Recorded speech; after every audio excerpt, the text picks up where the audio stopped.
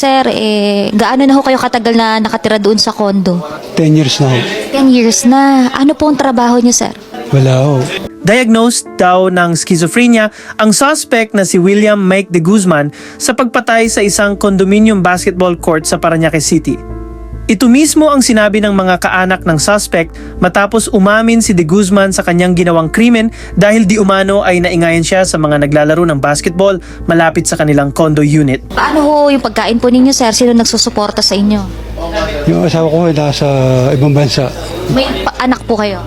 Oo, kasi andun na ho sila lahat. Sinusuportahan ka? Oo. Magkano po ang natatanggap niyo, sir, ng suporta sa isang buwan? 15,000, 20,000. Laki! Pero sa interview na ito, and credit to the owner of this clip, tila may something kay kuya na 59 na taong gulang na. May mga sinasabi pa siyang kwento tungkol sa kanyang mismong target na biktima, kabilang ang aligasyon ukol sa di umano'y pagkamatay ng kanyang ina. O, saan niyo po ginagastos yun, sir? Doon na pangkain. Sa kuryente, tubig.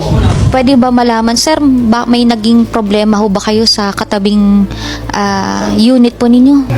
Nasa itasan namin na nanggugulo, ng aasar. Naiingayan po kayo? Ang mga pahayag na ito ay maaaring magbigay linaw hindi lamang sa motibo ng kanyang ginawang pagpaslang, hindi lang sa mismong target, kundi pati na rin sa mga inosenteng nadamay at maging sa kanyang mental condition. Naririnig po kasi, sir, 8th floor kayo, yung biktima 9th floor. Naririnig niyo, sir, sa baba? Narinig ko. Anong ingay? Nagsasalita ho sila, nagtatawanan, nagiinuman, nagkakainan. Lagi ho sila nasa balcony. So mga anong oras, sir, sila nag-iingay para marinig po ninyo? 24 hours ho, andun sila sa...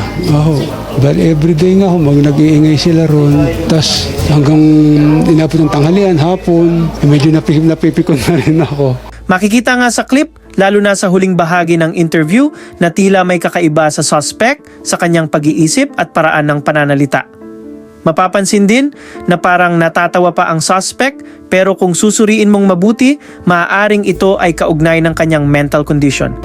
Sabi ko, kakausapin ko baka makakita, pupunta ko sila sa baba ko na lang, sabi ko security office. Hindi inaasahan nung pagpunta ko sa basketball, nakasalubong ko siya. Hindi ko inaasahan yun. Tapos binaliwala ako. Parang nagpakita lang ako ng presensya ko sa kanya. Tapos bigla akong bumalik sa kanyang gano'n. Parang anuhin ko lang, parang yung bubulasin ko lang. Yun ang anuhin ko lang.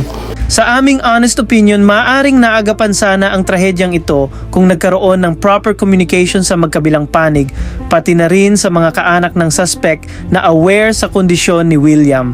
Pero ang tanong, kung aware sila sa sitwasyon ng kanilang kaanak, paano ito nagkaroon ng baril? We tried to find out kung licensed ang ginamit na baril, pero tila walang official statement dito ang pulisya. So, we simply assume na hindi nga lisensyado ang mga baril na nasamsam mula sa suspect. Parang ang dating ho niya, parang yun na lang nakakapikon. Ayun na, baril ka na siya. Pero saan ho dapat kayo pupunta nun, sir? Kasi sabi mo bumaba ka, nadaanan mo lang, nakita mo lang siya doon sa basketball court. Saan ka pupunta po dapat? Baka sakali, baka makakita ko sa Diyon, baka nanonood-nood. So talagang nung gabi na yun, sir, gusto mo siyang makita? And yes, this appears to be a preventable tragedy. Isang insidente na sana ay hindi nangyari kung nagkaroon ng mas maagang pag-unawa, komunikasyon at intervention mula sa magkabilang partido, pati na rin sa iba pang relevant stakeholders. Kukomprontahin mo. Pero bakit may dala kang baril? Kasi ang dami nila eh. Sumunod ako sa kanya. Tapos ayun parang napikon na ako sa kanya. Ayan na, baril. Saan mo siya, sir, na baril? Sa likuran eh. Likuran, nakatalikod siya o tumatakbo siya, sir? Nakahinto ho siya, huminto siya. Tapos binaril mo. Saan mo, sir, nilagay yung inyo pong baril? Saan po? Yung baril? Oo. Dito sa... May dala ka bang bag, sir? Dito. Nakasakbit. Nakasukbit lang dito. Nung pagkabunot nyo, sir, bakit po pumasok pa kayo sa loob ng basketball court, sir? Kasi puro magkakasama sa trabaho. Sabi ko baka yung susuguran nila ako, babaril nila ako. De, ginawa ko, pumasok ko doon sa basketball court para kung baril nila kung may mga cover ako doon na ano. Eh problema sir, wala namang mga baril yung mga nandun, naglalaro lang ng basketball. Mga security guards. Security guard po ba dun sir? Oo, saka yung mga kasamahan niya, yung mga nandoon sa taas. Hindi masasabi, baka na, ang dami-dami ho nila. Pero itong kaaway mo sir, ilang taon na? Para maka-edge lang kami. Pero yung mga nasa loob ng basketball court, kaedaran po ba sir nitong ni Edwin? Medyo bata ho. Sa tingin mo ba sir, kaibigan nito ni Edwin sir? Kakilala ho sila. So ibig sabihin lahat ng kakilala ni Edwin, pag makita mo, babalikan mo sir? Maaari ho dahil yung bang nakakapiko na ho yung ano nila, ginagawa nila sa pang-asar. Doon sir sa basketball court, ilan ang nakita mong tao doon sir? Marami ho. Kulang-kulang 20 tao. Lahat yun sir, sinubukan mong putukan ng barel. Bali yung nandoroon lang ho sa bandang pintuan. May isa ho kayong nabaril sir na namatay. Kilala niyo po si RJ. Ay, hindi ko kilala.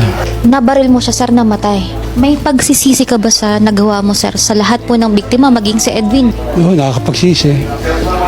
Pero hindi ko sila ko kasi nag-umpisa ng Nung kayo sir ay nabaril mo na, mula po sa basketball court sir, saan kayo dumaan palabas po ng kondo? doon sa may Bahamas Tower, sa may Andox, papuntang SM Bikutan. Naglakad lang ako. Nag-tricycle. Ayun o.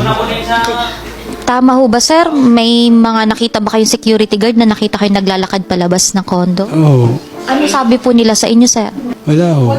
Tinutukan niyo ba sila ng baril? Hindi ho. Pero nakita po nila kayo. Kasi iba nakatalikod eh. Nung malapit na sa kanila, tumatakbo ako, nung malapit na sa kanila, lakad-lakad na lang. Hindi ka pinansin, hawak mo pa rin yung baril o tinago mo na? Tago ho. Tapos, paglabas niyo po ng Bahamas, sir, paano kayo pumunta doon sa bagong unit niyo, sir? Nag-tricycle ho. Nagtago ho kayo doon. Oo. Bakit hindi po kayo nagpakita, sir? Hindi ho kayo sumuko sa pulis. Eh, nung mga oras naman, medyo natatakot ho ako. Baka yung sa mga kakilala niyang pulis ako mapunta. Eh, sabi ko, nagtago muna ako doon ng mga ilang araw. Kayo ay makukulong na. Noonan, kayo ay may kason. Tama po, homicide. Ano ho ba nga nangyari doon, sir? Ayun na, parang away din ho yun eh. Bakit ho kayo nakasuhan ng homicide? Ano po ang naging problema ninyo? Parang laging binabato yung bahay namin. Anong ginawa mo? Yan, then sa barangay yun, nag-uusap kami. Tapos minsan nagkita kami dun sa magbabayad kasi ako ng monthly dues sa water. Kasi yun, parang nagkasagutan kami. Ay, nangyari lang. Yung baril po na ginamit nyo nung unang kaso nyo, sir, ito rin ho ba yung baril na ginamit nyo ngayon? Iba ho. Ngayon, sir, nakulong ho ba kayo sa kasong homicide, sir? Hindi ho. Nagpiansa po kayo? Oo, nag-bail. Hindi nyo po alam na nagkaroon ulit ng service warrant po sa inyo dahil hindi kayo umaattend ng hearing. Hindi ho. May mensahe ka ba, sir, sa lahat ng biktima mo, lalo na yung mga namatay? Patawad na lang ho sa pangyayari dahil hindi ko naman ginusto yung pangyayari na yun.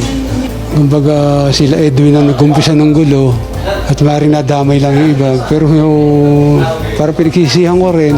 At ayun o.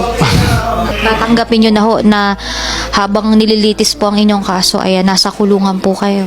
Oo, tatanggapin ko. Yun o ang kaloob sa atin ng may kapal. Ilang beses ho kayo, sir, nagpaputok ng baril? Bali, base ho doon sa basyo, 10 beso yata. Sa dinamay mo na lang lahat kung anong makita mo, sino makita mo. Opo, parang gano'n. Kogel. Ayun, sir, natripan mo lang na barilin na sila sa loob ng court kasi nabaril mo na si Edwin. Bakit pumasok ka pa sa loob? Kasi lagi kasi sinasabi ni Edwin eh. Ano sinasabi ni Edwin? 24 hours yun ang sinasabi niya. William, yung company namin nang pumatay sa nanay mo. Ano ho ba nangyari sa nanay ninyo? Kasi matanda na, mag-80 years old na yun eh. Meron ho kasi yung pulmonary. May sakit. Namatay ho ba ang nanay po ninyo sa sakit? Oo, sa sakit. Eh kung namatay na ho, paano ho papatayin ho ito ni Edwin within 24 hours? Kasi yun ho ang salita nila eh. Totoo yun ang sinasabi niya. Baga, naaalala mo pa ulit-ulit. Paulit-ulit yun ang sinasabi nila. yung company daw nila, pumatay siya na. Yun ang sinasabi nila. Doon ho sa mga nasawi, patawad daw, hindi ko ginusto yung pangyayari. Naprovoke lang ho ako. Talagang sobra ho yung pampipiko na ginagawa nila sa akin. Na lagi yung binabanggit na ang company niyo ang pumatay sa nanay ko. Totoo yun ho talaga ang sinasabi niya. Kaya patawarin niyo ako. Ma'am, pwede ho ba namin malaman ano ho ba ang kwento po ni William de Guzman? Yung sobrang ingay sa 9th floor. Mahigit 1 year na niyang iniinda yun. Kasi may problem siya sa pagtulog. Kaya gusto niya. Walang ganun. At saka condo yun eh. Lagi daw may inuman. Tapos kinakatok niya yun. Hindi siya pinapansin. Parang 2 beses o 3 beses. May medical condition talaga yan. Ano po ang medical condition ni William? Hindi siya natutulog na walang pampatulog at saka walang pampakalma. Para siya meron depression. Diagnose po ba siya, ma'am? Diagnose dahil may psychiatrist siya since 2003 sa yung sa PGH kay Dr. Bisa. Anong taon po siya, ma'am, na-diagnose? 2002, 2003. Anong sakit po niya, ma'am? Schizophrenic. 2002 po, ma'am, hanggang sa kasalukuyan, ano ho ang ginawa ng pamilya para ma-address po ito para siya ay Tapos nilayo siya sa Kabihasnan. Doon nga sa kaya sila nagsettle sa condo. Dahil hindi siya pwede sa hindi peaceful na environment. Dahil nga meron siyang disorder. Tapos ilang beses na siya nagtatry na sa admin, barangay. Dinideny siya. Parang wala siya nakukuhang justice dahil nga siyang manamit lousy. Ngayon, ma'am, sa loob po ng mahabang panahon, namomonitor ho ba ng pamilya na nakakainom ho siya ng gamot at nakaka-follow up po sa kanyang doktor sa psychiatrist? Psychiatrist, hindi ko na pero yung gamot na na-check ko pa minsan-minsan.